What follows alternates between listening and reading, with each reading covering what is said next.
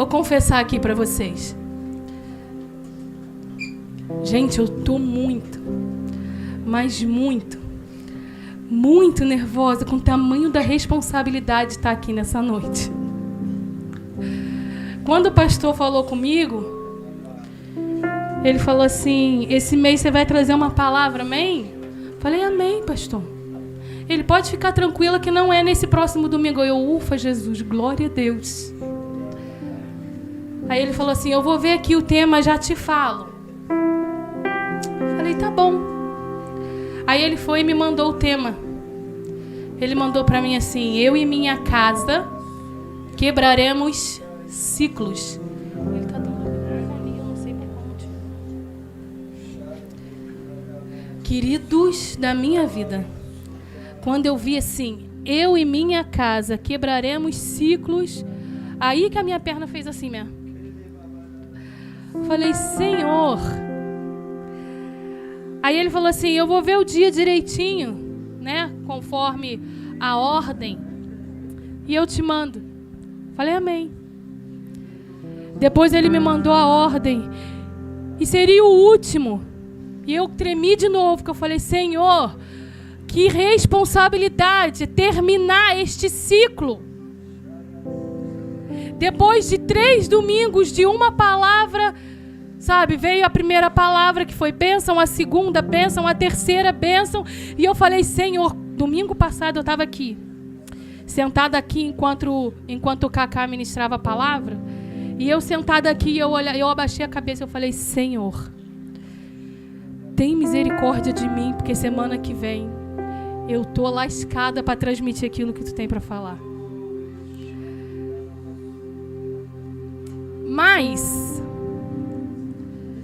durante esse mês, o que o Espírito Santo ministrou em mim, que eu não vou falar nada do que Ele já não está fazendo na minha vida. Porque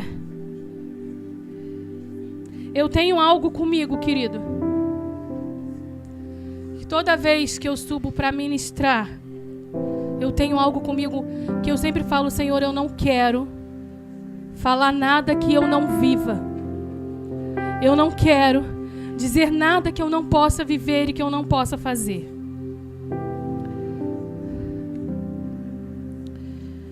E não tem nada melhor do que a gente testemunhar aquilo que Deus tem feito nas nossas vidas. E falar sobre quebrar um ciclo. Eu tenho tentado dia após dia quebrar ciclos na minha vida, na minha casa. E quebrar ciclo, querido, não é nada fácil. Porque você já está acostumado com aquela rotina. Você já está acostumado com aquilo. Então quebrar algo que você já está no automático não é fácil, sabe por quê? Porque nós temos que ser intencional em fazer isso. E ser intencional também não é fácil, porque para você ser intencional, você precisa ter renúncia. E renunciar também não é fácil. E hoje nós vamos falar um pouco sobre Moisés, sobre a história de Moisés.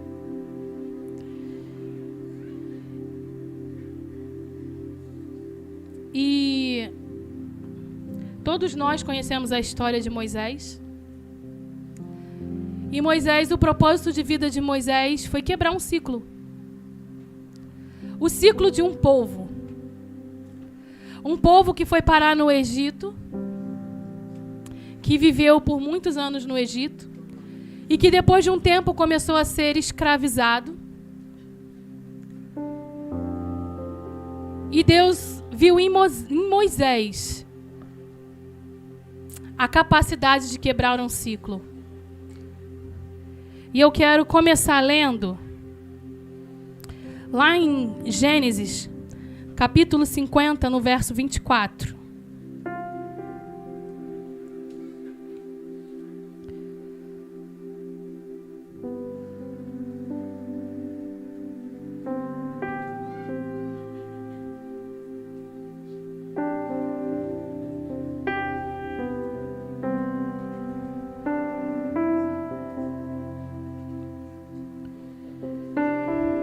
lembro que domingo passado, o Cacá ministrando aqui, ele falou sobre Abraão. Quando Deus falou com ele que ele precisava sair da terra, né? E que o Senhor ia dar uma terra para ele. Aí Deus começou a história lá em Abraão, falando para ele sair da terra dele, que ele ia dar outra terra para ele. Deus começou essa história lá. E José, antes de morrer, ele diz assim, lá no verso 24, tá? Disse José a seus irmãos, eu morro, porém Deus certamente vos visitará e vos fará subir desta terra para a terra que jurou dar a Abraão, a Isaque e a Jacó.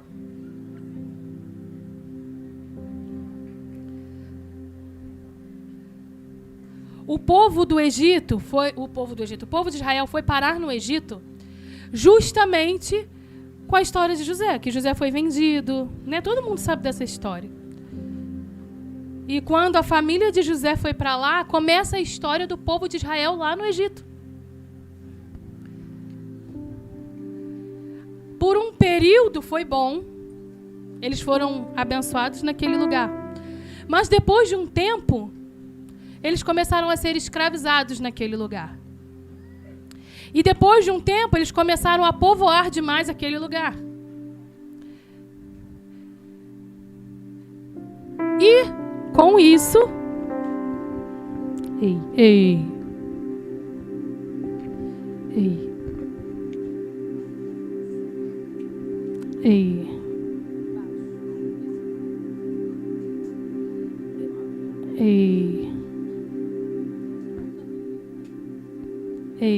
Foi. E depois disso, né? O rei lá mandou o quê? Matar, né? As crianças, os primogênitos, os homens, não foi? Isso aí. Tô nervosa, tá, gente? Vocês me ajudem.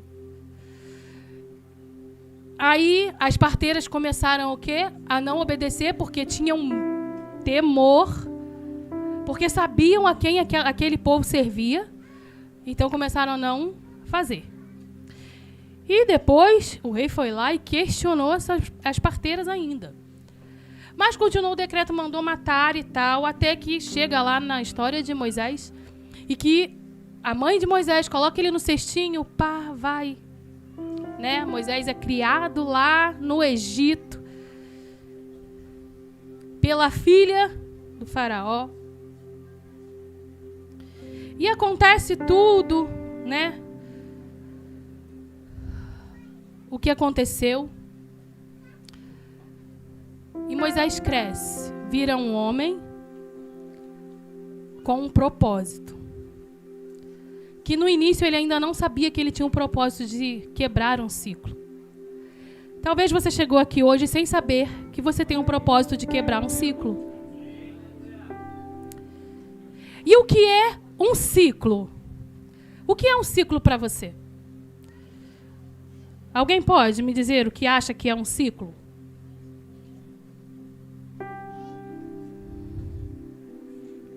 Algo que se repete? É um certo período de tempo que, uma vez finalizado, volta ao início. Também se trata de sequência de etapas e grupo de fenômenos que se repetem, segundo uma determinada ordem. Então, ou seja, a gente começa, chega no meio, chega no fim e volta tudo de novo. E daqui a pouco começa, chega no meio, chega no fim e volta tudo de novo. E quando nós vivemos em ciclos, nós não saímos do lugar. Porque nós vivemos, andamos, fazemos tudo no mesmo sentido. E tudo, sabe, já no automático. E a gente continua andando, dando início, chegando no meio, indo para o fim, mas retrocede e volta para o início. E não termina nunca. Por isso que um ciclo é falado que não tem fim. Porque ele vai se repetindo. Só que aí, Deus chama Moisés. Vamos lá, em Êxodo 3. É pertinho aí do Gênesis 50. Êxodo capítulo 3, no verso 6.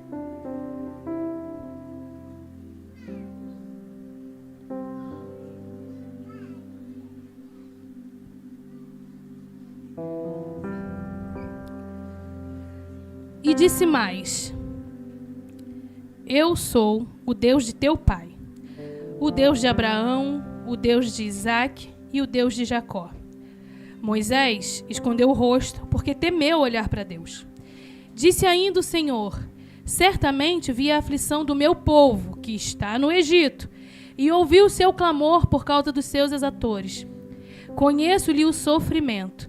Por isso, desci a fim de livrá-lo da mão dos egípcios, e para fazê-lo subir daquela terra a uma terra boa, ampla, terra que mana leite e mel, o lugar do cananeu, do eteu, do amorreu, do ferezeu, do heveu e do jebuseu. Pois o clamor dos filhos de Israel chegou até mim, e também vejo a opressão com que os egípcios os estão oprimindo. Vem agora, e eu te enviarei a Faraó, para que tires o meu povo, os filhos de Israel, do Egito. Eu vou repetir esse, tá? Para você entender. Então disse Deus assim, ó: Vem agora, e eu te enviarei a Faraó, para que tires o meu povo, os filhos de Israel, do Egito. Talvez você esteja no Egito ainda. E Deus te trouxe aqui hoje para você sair de lá. E Deus te trouxe aqui hoje para que eu pudesse te falar assim, tá na hora de você sair do teu Egito. Eu acredito que Moisés tenha ficado desesperado quando ele ouviu Deus falando isso com ele. Por tudo que Moisés já tinha passado, o tempo que ele estava fora do Egito, e ouvir Deus falar para ele: tu vai ter que ir lá, diante de Faraó. Eu imagino o desespero, querido. E falar que ele tem que libertar o meu povo. E eu acredito também que Moisés tenha pensado assim: eu não vou não. Não é? Humanamente falando, querido, deve ter sido a primeira coisa que ele pensou. Manda outro no meu lugar que eu não vou não.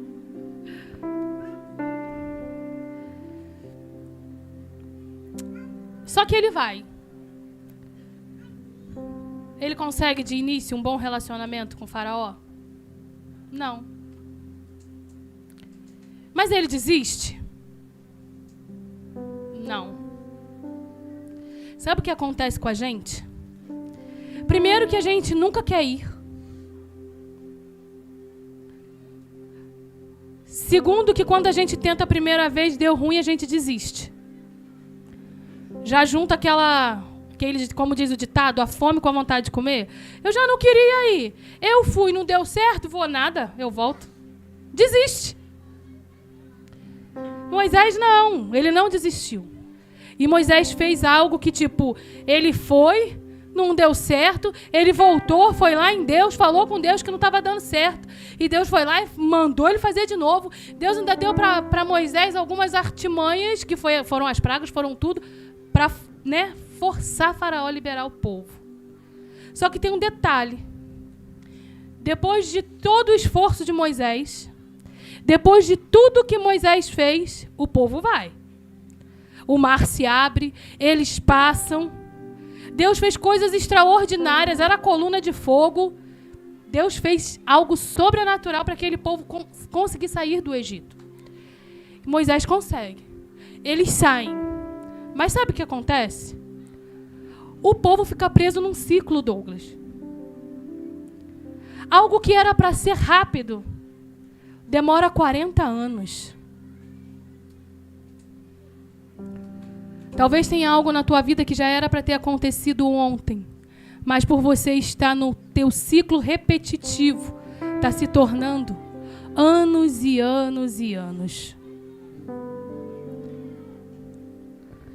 Eu separei 3 pontos para nós falarmos nessa noite. 3 ciclos que nós precisamos quebrar. O primeiro ciclo que nós vamos falar é sobre o ciclo familiar. E esse ciclo eu coloquei ele como primeiro, porque eu quero falar um pouquinho da minha vida nesse ciclo aqui. Quando eu comecei falando que eu tenho quebrado ciclos, muitos desses têm sido aqui, no familiar. Para começar,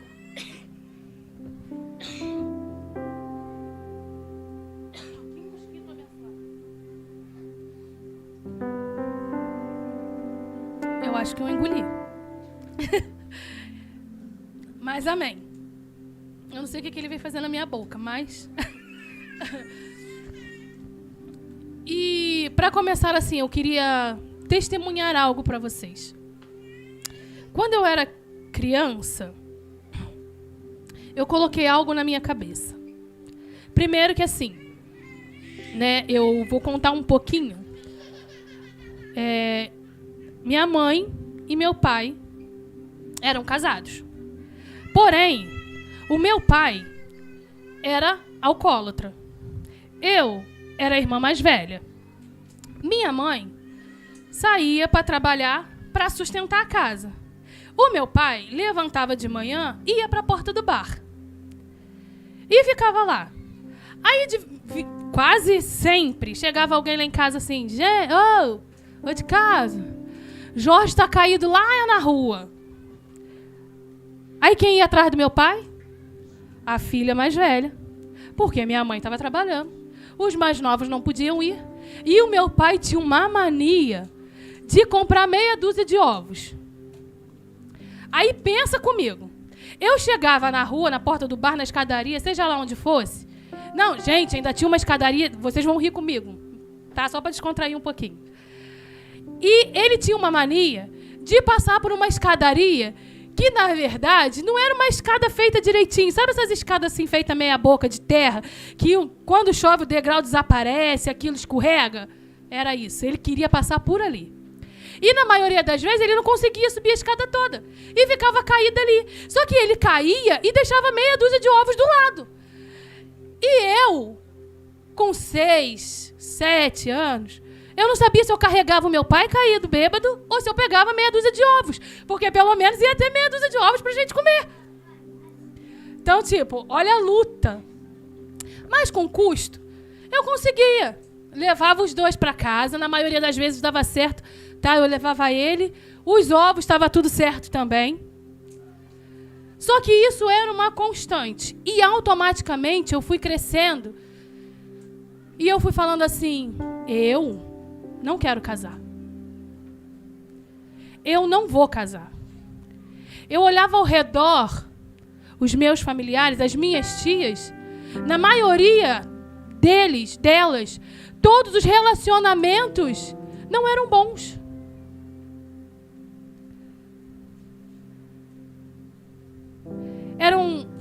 Elas eram agredidas, com relacionamentos abusivos, ofendidas. E eu cresci vendo isso. Então, automaticamente em mim, eu achei o quê? Eu vou casar pra quê? Vou passar por tudo isso? Vou não. Não vou mesmo. E fiquei presa nesse ciclo por um bom tempo. E com isso, né, a gente acaba cometendo alguns erros porque a gente acha que a nossa vida vai ser daquela forma. E assim foi. Eu lembro que quando o pastor Alexandre, na época, assumiu a igreja, e eu fui conversar com ele, eu falei com ele assim, pastor, eu não vou casar. E ele falou assim, minha filha, como assim? Eu falei, não vou. Não adianta conversar comigo sobre isso. Não adianta falar sobre isso comigo, porque eu não quero casar. Mas, filha, e ele começou a argumentar comigo, filha, casamento é plano de Deus. Pastor, eu não quero. Mas, filha, não é dessa forma. Pastor, eu não vou casar. Porque eu tinha dentro de mim a imagem de que casamento não era algo bom, que não fazia bem. Aí, de tanto que eu falava, eu rebatia, ele virou para mim e falou assim, tá bom, eu não vou argumentar contigo não. Eu só sei que daqui um tempo, você vai estar aqui e vai falar para mim assim, pastor, eu encontrei o homem da minha vida. Sabe o que eu fiz? Eu ri. Ai, gente, eu ri. Cara, que tola que eu fui naquele dia. Porque eu ri, eu falei assim, é ruim, hein, pastor? Não vou, não. Só que, ao mesmo tempo, eu fui contraditória. Porque, sem ninguém saber, eu fiz uma carta, porque eu tinha uma mania de fazer cartas para Deus. E eu comecei, nessa carta, a descrever para Deus o que eu não queria mais viver, de início. E eu fui falando, Senhor, eu não quero isso, eu não quero isso, eu não quero isso. E depois eu comecei a falar o que eu queria. E eu comecei, Senhor,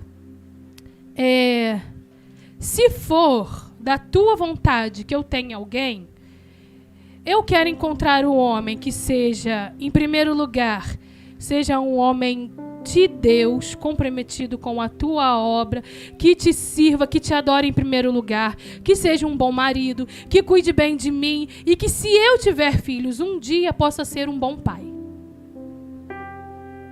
Foi assim que eu fiz para Deus.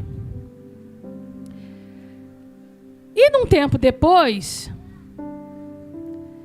eu voltei no pastor Alexandre, com o rabinho entre as pernas, e falei com ele assim, pastor, eu encontrei o homem que é o homem para a minha vida. E ele virou para mim e falou assim, eu já sabia que isso ia acontecer. Só que, querido, não foi fácil quebrar um ciclo. Não é fácil quebrar ciclo. Porque você precisa renunciar às suas vontades. Você precisa renunciar, sabe, aquilo que você acredita, aquilo que te consome. E você precisa renunciar todos os dias. E para vocês terem noção, eu que pedi o Paulo em casamento, nem foi ele que me pediu. Como as coisas mudam, para vocês verem como a gente começa a quebrar os ciclos. Sabe? E eu lembro que um tempinho depois, não demorou muito tempo, porque eu conheci o Paulo em 2008, 2009 eu noivei, 2010 eu casei.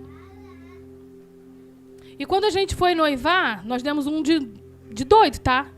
Porque a gente conversou só entre nós dois. E fomos depois até o pastor e a pastora. E nós conversamos com eles e ficamos em oração, nós 4. E faltando uma semana para a data que nós colocamos, nós comunicamos a nossa família. Coisa de maluco mesmo. Mas noivamos. Eu lembro a data do noivado até hoje. 26 de setembro de 2009. E quando a gente noivou, a gente colocou o propósito assim, até julho do ano que vem a gente tem que estar casado. Muita coisa aconteceu para o casamento não acontecer. Para o casamento não realizar. Mas o mais forte do que aconteceu para paralisar esse casamento, faltando uma semana para o casamento, a minha tia, que era minha madrinha, ela faleceu. Uma semana exata, ela faleceu num sábado antes do sábado que a gente ia casar. E ela tinha me prometido a mesa do bolo, doces, as coisas todas. E de primeiro momento, o que nós pensamos de primeiro momento, o que eu pensei, eu vou cancelar. Mas algo dentro de mim falou assim, não cancela. Porque vocês fizeram um propósito até 31 de julho. Não cancela. E nós mantivemos isso. Em cima da hora surgiu pessoas que nos abençoaram com bolo, com doce. E nós casamos. Dia 31 de julho de 2010. No prazo determinado que a gente tinha colocado. E se eu falar para vocês, eu vou falar para vocês, eu gastei no meu casamento, dinheiro meu, R$350. Que foi o dinheiro do meu vestido. O resto, Deus providenciou tudo. Tudo. Até a lua de mel nós tivemos. Porque pessoas nos abençoaram para isso. Ali, eu quebrei um ciclo. Mas eu não quebrei um ciclo só assim, um ciclo, falar que foi o ciclo da minha família. Não, porque quem quebrou esse ciclo primeiro foi a Su. Porque ela foi a primeira a casar. Mas eu quebrei um ciclo da minha vida. Eu quebrei um ciclo da minha história. E em primeiro, eu também não queria ter filhos. Agora eu tenho 3. Sabe por quê? Sabe qual foi o segredo da minha vida? Até aqui. Quando eu entendi que quando eu falei para Jesus assim, Jesus, que seja feita a tua vontade na minha vida. Não sou eu que vivo mais, mas é Cristo que vive em mim. E quando Cristo vive em mim, não prevalece a minha vontade, prevalece a vontade dele. E foi onde eu entendi que eu não poderia repetir os erros dos meus familiares. E no ciclo familiar tem muitos erros. Porque nós carregamos as vivências de outras pessoas. Como relacionamentos frustrados, relacionamento de pais e filhos, vícios, agressões. Nós temos por hábito repetir as mesmas coisas. Porque na maioria das vezes a gente fala assim, mas foi o que eu aprendi. Foi o que eu recebi. Talvez você está aqui hoje, você não tenha tido a presença de um pai. Eu perdi o meu pai com 11 anos. De lá para cá eu cresci sem pai. E na última série de mensagens que o pastor fez sobre paternidade, sabe o que eu descobri? Que eu não ter pai dos 11 anos para cá fez eu me afastar da paternidade de Deus, porque eu não conseguia conhecer o amor de Deus Pai, porque eu não tinha uma vivência de pai. Então eu me acostumei, porque assim, quando você não tem a presença, você se acostuma com a falta. Eu me acostumei com aquilo e achava normal não ter a presença de um pai. E eu não conseguia me relacionar com Deus como pai. Eu não entendia essa paternidade em mim. E eu comecei a ser confrontada nessa série de mensagens. E eu comecei a falar assim, Senhor, esse tempo todo eu tenho te chamado de pai, mas eu não tenho permitido sentir a tua paternidade. E talvez você tenha vivido isso. Você não teve uma presença paterna. Ou talvez você tenha um pai, mas não tenha o convívio com ele. Ou ele não é um pai como você gostaria que ele fosse. Talvez uma mãe também. Talvez o relacionamento com a tua mãe não seja o melhor dos relacionamentos. Hoje eu tenho um relacionamento maravilhoso com a minha mãe. Mas na minha adolescência eu não tive.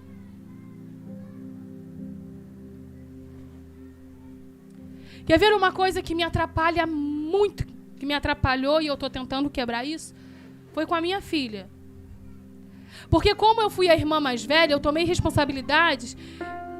Deixa eu só explicar uma coisa para você. Eu não estou culpando a minha mãe, tá? Porque ela não tinha opção. Ela saía para trabalhar, para sustentar os filhos dela. Porque senão a gente não tinha o que comer. Então eu não estou culpando a minha mãe. Só que eu tive que criar uma responsabilidade de tomar conta dos meus irmãos, de cuidar da casa muito cedo. E eu negligenciei isso na minha filha porque eu não quis passar para ela aquilo que eu passei. Mas eu não estou dizendo que eu negligenciei a ponto de... Como é que eu posso falar? Eu negligenciei porque eu deveria ensiná-la da maneira correta. Não da forma que eu tive que aprender na marra. Mas eu tinha que fazer o trabalho correto, que é o que eu estou tentando fazer hoje. A Maria está com 11 anos. Agora que eu comecei a ensinar as coisas para a Maria de dentro de casa, a como ela fazia as coisas. E por várias vezes eu tive desentendimento com meu esposo, porque ele falava assim, você precisa pegar firme com a Maria. E eu falava, mas eu não quero. Eu não posso ser assim com ela, porque eu sei os traumas que eu passei. E eu não queria passar isso para ela.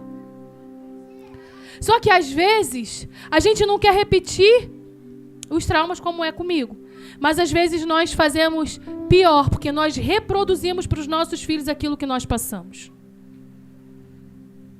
E somos negligentes com os nossos filhos. Porque nós colocamos os nossos filhos a viver ciclos que eram nossos e que precisavam ser quebrados. E passamos para ele algo que não era para eles carregarem, porque nós deveríamos quebrar. Sabe o que é isso? Vivências de familiares.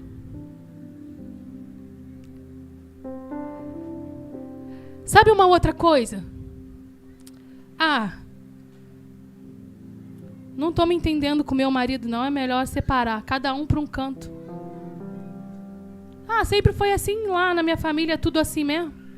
Ninguém continua casado. É mais fácil separar, vai cada um para um lado. É mais fácil porque você não quer pagar preço para quebrar um ciclo. Um ciclo que está destruindo famílias e relacionamentos. É preciso quebrar isso. Você não precisa separar do teu marido para você encontrar a harmonia do teu lar. Você precisa reconhecer a soberania de Deus sobre a tua casa para que você possa exercer aquilo que o Senhor colocou na tua mão.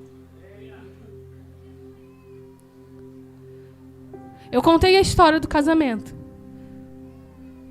Só que depois que a Maria nasceu, com poucos meses, nós quase nos separamos. Sabe por quê? Culpa minha. Culpa minha como esposa. Porque eu não tinha sabedoria. Sabe? Porque eu sempre fui uma pessoa muito desorganizada. E o meu esposo, ele sempre foi uma pessoa muito organizada. Tudo dele tem que ser nos seus, mínimos detalhes. E quando a gente casa, os dois lados têm que aprender a ceder. Ele cedeu, no início ele cedeu mais do que eu. Porque ele foi se adaptando à minha maneira. Eu fui forçando ele a se adaptar à minha maneira. Eu fui forçando ele a viver na casa desorganizada. Desorganizada mesmo, tá? Bagunça. Porque eu tinha em mim assim, a casa é minha, eu casei mesmo, eu vou arrumar quando eu quero. Se eu tiver vontade de arrumar, eu vou arrumar. Se eu não tiver, ele não me manda, ele não é meu pai.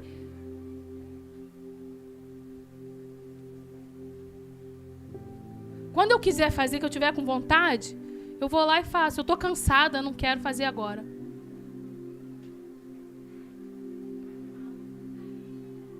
Só que eu fui sobrecarregando o meu esposo sem ter sabedoria para isso. Até que chegou um tempo que ele não suportou e ele... Aí mais uma criança pequena, a rotina já tinha mudado, a vida já tinha mudado, até ele se adaptar. Ele chegou para mim e falou assim, eu não quero mais não. Aí fui eu lá ligar pro pastor Alexandre. Pastor, Paulo saiu de casa aqui. Eu não sei onde ele tá. Ele falou que não quer mais. Ele falou que o casamento acabou. Aí o pastor, pera aí, minha filha, que eu tô subindo, eu vou aí. O pastor subiu. Encontrou com o Paulo. Sentou lá. Aí virou pra gente e falou assim, por acaso vocês são 2 meninos? Virou pra ele e falou assim, que tipo de homem é você que está fugindo da responsabilidade na primeira oportunidade?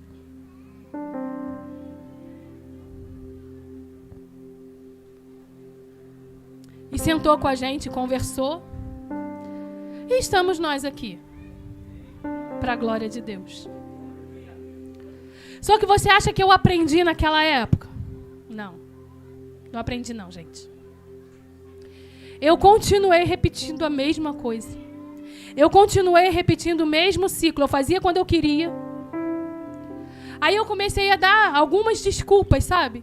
Sabe quando você vai arrumando desculpa para as coisas? E eu comecei a arrumar desculpa para isso. Ah, mas é por conta disso. Ah, porque eu tô cansada. Ah, porque não deu tempo, não sei o quê, não sei o quê, não sei o quê. E eu começava a dar desculpas. Até que veio os gêmeos. Aí, pronto. Aí a situação... Se eu não dava conta com 3 é que eu não ia dar mesmo. Gente, teve uma situação que uma vez eu cheguei até a mostrar o vídeo pro pastor João. Que eu falei com o pastor assim, pastor, eu não tô dando conta. E eu mostrei o vídeo para ele porque teve um dia que eu resolvi quebrar um ciclo. Eu cheguei na minha casa e quando eu olhei a minha casa, eu tenho a cena gravada aqui na minha mente até hoje. Eu não conseguia entrar na sala porque era um bando de coisa espalhado. Era roupa de criança, era brinquedo de criança, era não sei o que para lá, não sei o que para cá. Aí eu virava assim, tinha cozinha. Quando eu chegava na cozinha, era louça na pia até o teto. O chão que a gente tinha ido no mercado. Nem as compras eu tinha guardado. Aquele montoeiro de bolsa no chão. Eu olhava para a lixeira, o lixo subindo de parede afora. Aí eu morava, que era 2 andares. Eu subia a escada. Quando eu chegava no quarto, que era o quarto da Maria, assim, era roupa caída aqui, a cama dela toda bagunçada, aqui, um monte de roupa do outro lado. Quando eu chegava no meu quarto, o meu guarda-roupa era roupa tudo no chão, assim, jogada. A minha cama toda bagunçada, mas era uma bagunça. Que quando eu coloquei o pé ali, eu falei, eu não quero mais isso. E eu peguei o meu celular e eu comecei a gravar. Tudo. Eu fui gravando. Nós mudamos de casa. Eu não vou falar para você que eu estou perfeita. Mas eu tenho me esforçado todos os dias para não repetir o ciclo. E eu tenho me esforçado para quando meu esposo chega em casa, a minha casa está arrumada, ter um café para ele tomar. Porque eu não fazia isso. Eu estou quebrando um ciclo na minha vida. E vou te falar, sabe quem me ajudou? O Espírito Santo, porque eu comecei a orar em línguas e algo foi mudando dentro de mim, sabe por quê? Porque ele me mostrou que a desordem não estava só fora, estava aqui dentro. E deixa eu te falar uma coisa, você não vai conseguir quebrar um ciclo sozinha. Você não vai quebrar um ciclo sozinho. O Espírito Santo vai te ajudar a quebrar um ciclo. Desde que eu comecei a praticar a oração em línguas, Ele tem quebrado esse ciclo dentro de mim. E Ele tem colocado aqui, a minha casa em ordem. Mas essa casa de dentro. E automaticamente eu estou conseguindo passar isso para fora. E essa semana, antes de ministrar a palavra, eu perguntei para ele assim, de 0 a 10, desde que a gente casou, qual é o tanto que eu mudei de lá para cá? E ele virou para mim e falou assim, 8. Eu dentro de mim fiz assim, glória a Deus. Glória a Deus. Eu ainda vou chegar no 9,5, eu creio. Mas só de estar no 8 para mim já tá valendo. Então deixa eu te falar uma coisa. Não repita na tua casa, com os teus filhos, aquilo que você viveu ou que você viu outras pessoas a viverem.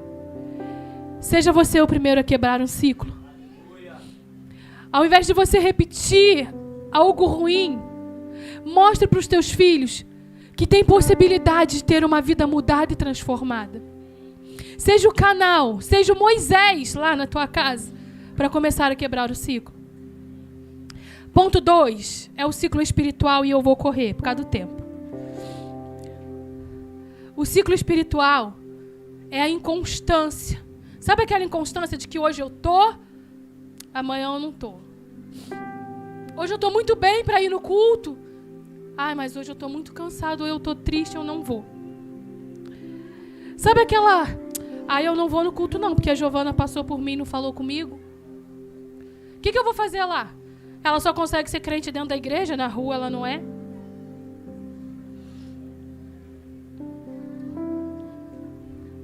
Outro ciclo que precisa ser quebrado. Intimidade com Deus. Porque se você se importa muito com os erros e os defeitos dessa pessoa que está do teu lado, é porque você não tem intimidade com Deus.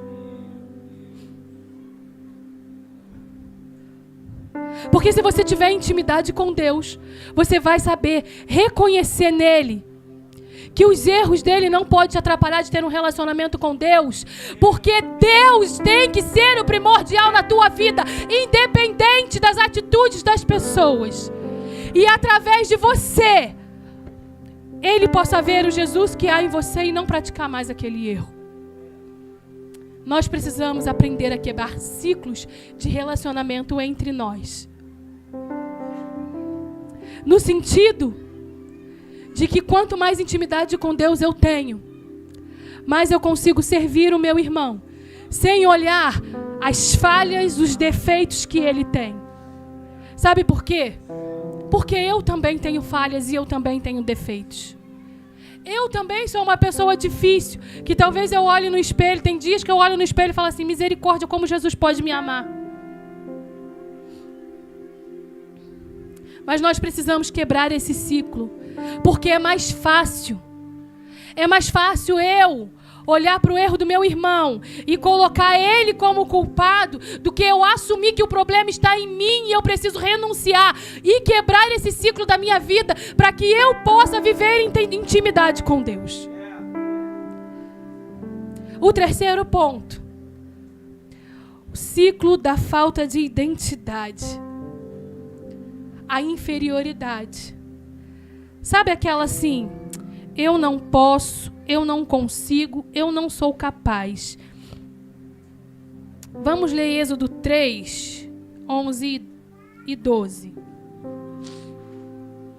Então, disse Moisés a Deus, quem sou eu para ir a Faraó e tirar do Egito os filhos de Israel? Deus lhe respondeu, eu serei contigo, e este será o sinal de que eu te enviei. Depois de haveres tirado o povo do Egito, servireis a Deus neste monte. Então deixa eu te falar uma coisa. Você é capaz. Você pode. Ah, mas eu não consigo. Sabe por que você não está conseguindo? Porque você está esquecendo de que Deus está com você e que é Ele que te chamou. Porque, olha, Deus responde para Moisés assim, eu serei contigo. Quando Deus te chamou para quebrar um ciclo, Ele estava dizendo assim, eu vou contigo, eu sou contigo.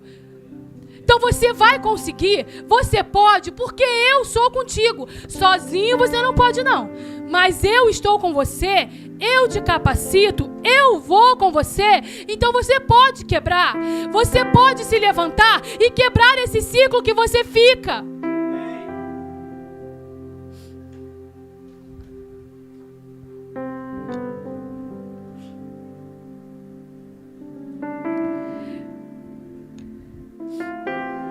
Como eu disse aqui, o povo de Israel ficou 40 anos preso no deserto porque eles quiseram viver em ciclos. Porque eles não queriam, sabe? Por um bom período, eles ficaram olhando com o que eles tinham perdido lá do Egito. Era mais fácil para eles viver na escravidão porque Eles se acostumaram com algumas coisas. E talvez você esteja acomodado e acostumado com alguma coisa. Talvez você esteja naquele momento de apostasia, prostrado, porque você já está acostumado. Sabe aquela coisa de que eu não vejo mais solução nisso aí, então acho que eu vou ficar por aqui mesmo? Só que no meio disso, Moisés não consegue chegar lá. Mas aí tem Josué.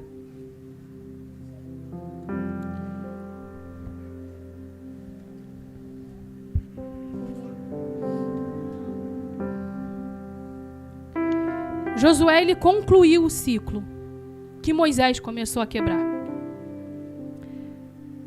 Lá em Josué, no capítulo 4, verso 10 e 11, eu não vou ler aqui, mas se você quiser anotar e ler em casa, fala sobre a chegada do povo de Israel na terra prometida. Josué, ele consegue concluir o que Moisés começou. Então eu quero propor para você nessa noite a ser um Moisés e um Josué. Um Moisés que inicia o processo e Josué que conclua o processo da quebra de ciclos nessa noite. Que você seja intencional em quebrar os ciclos que precisam ser quebrados na sua vida. Que você seja intencional em falar com Deus, sabe, a se colocar na disposição de quebrar esse ciclo. E eu quero convidar você a se colocar de pé. Em nome